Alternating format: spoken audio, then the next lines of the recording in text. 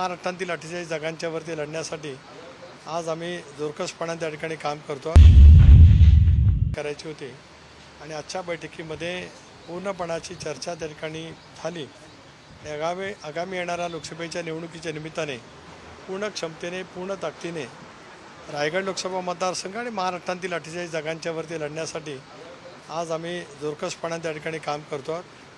उद्याच भारतीय जनता पक्षाच्या प्रमुख नेत्यांची माझी बैठक त्या ठिकाणी होईल आणि मग शिवसेना, राष्ट्रवादी काँग्रेस पक्ष आणि भारतीय जनता पक्ष एकत्रितपणाने लोकसभेच्या निवडणुकीच्या प्रचाराची सुरुवात परवापासून त्या ठिकाणी करतील अशा पैचं नियोजन आजच्या बैठकीमध्ये त्या ठिकाणी ठरलेलं आहे। स्थानिक शिवसेनेचे जे आमदार आहेत ते विश्वासात घेतलं, त्यांना विश्वास घेतलं कसं म्हणजे कोणी माननीय मुख्यमंत्री महोदयांच्या उपस्थितीमध्ये शिवसेनेचे आमदार भरतशेठ गोगावले, महेंद्र दळवी, महेंद्र थोरवे, योगेशजी कदम यांच्याजवळ यापूर्वी चर्चा झाली होती। त्यांच्याजवळ परवाच बैठक त्या ठिकाणी झाली, त्यामुळे एकत्रितपणाने त्यांच्या स्तरावरती काम होईल।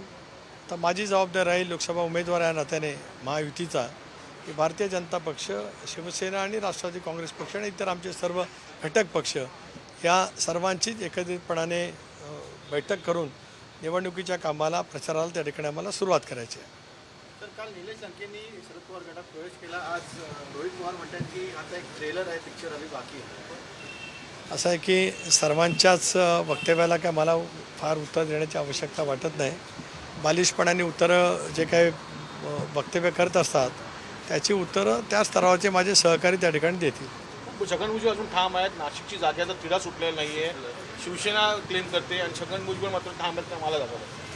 एक बाब आहे की वरिष्ठ पातळीवरती या संदर्भामध्ये चर्चा यापूर्वी झाली, त्याच्यातूनच काही गोष्टी त्या ठिकाणी पुढे गेलेल्या आहेत। आज उद्या राज्याचे मुख्यमंत्री एकनाथराव शिंदे, उपमुख्यमंत्री देवेंद्रजी फडणवीस आणि उपमुख्यमंत्री अजितदादा पवार आणि प्रदेशाध्यक्ष म्हणून मी आमची बैठक आणि बावनकुळे साहेब अशी आज उद्या होईल आणि त्या संदर्भातले सुद्धा निर्णय 1-2 दिवसामध्ये त्या ठिकाणी निश्चितपणाने होतील। सर, नाशिकसोबतच जर का दुसऱ्या जागा पाहायच्या तर कधीपर्यंत तुमची पहिली यादी आहे ती जाहीर करणार आहात की आजच तुम्ही करणार आहात? पहिली यादी एक अजितदादांनी जाहीर केली, माझं आणि शिवाजीराव आढळराव पाटील शिरूर मतदारसंघातील।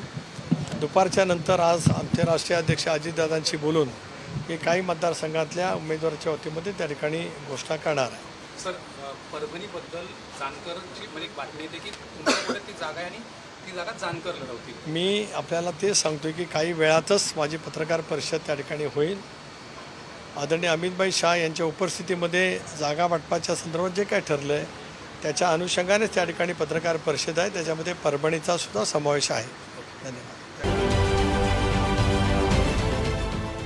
देश विदेशातील प्रत्येक घडामोडींचे लाईव्ह अपडेट मिळवण्यासाठी आता साम टीव्हीच्या सर्व सोशल मीडिया प्लॅटफॉर्मला लाईक, फॉलो आणि सबस्क्राईब करा।